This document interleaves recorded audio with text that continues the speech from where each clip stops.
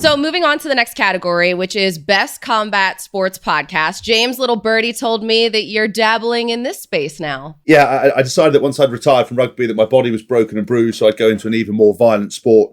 I signed a contract with Bellator to do MMA. I prepared for my first fight for a year, gave up my time, my body, my health to do it. COVID got in the way, couldn't train for a year, and I decided that it's much safer to DJ and to present podcast awards with the likes of you than it is to get my head kicked in.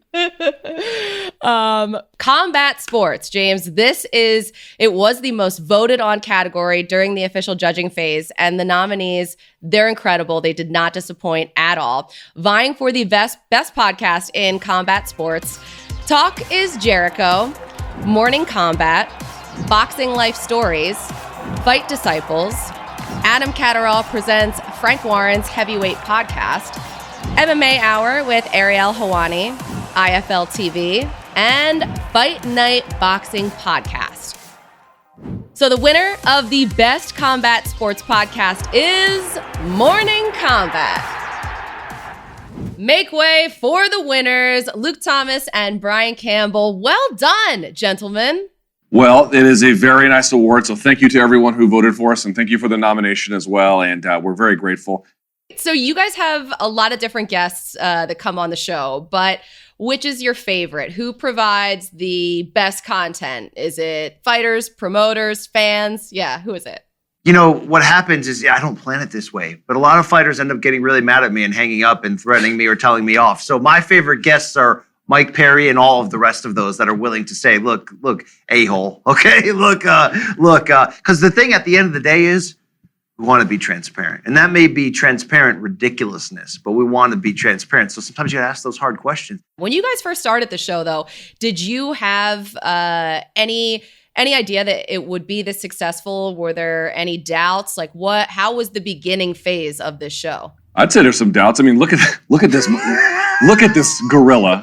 Yeah, would you partner with would you entangle your finances with him?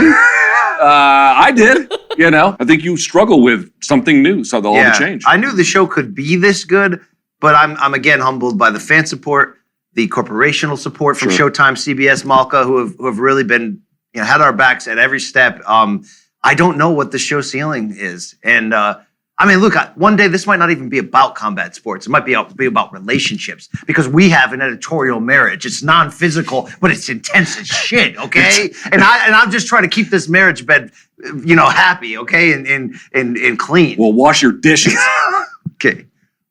You mentioned fan support. So before I let you guys go, is there anything that you want to say to your amazing fans? BC? Thank you. It's a weird fraternity, and as much as I hate fraternities, let's call it a family then, okay? Because fraternity is really just organized gangs of people that aren't strong enough to stand on their own.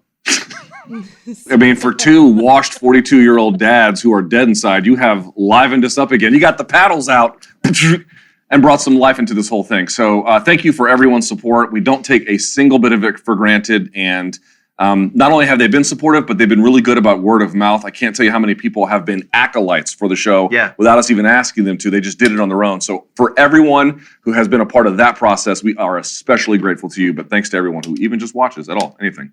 And you just gained one more listener in myself. So congratulations on that. And obviously the award as well. You guys are doing amazing work. So thank you again. Thank you.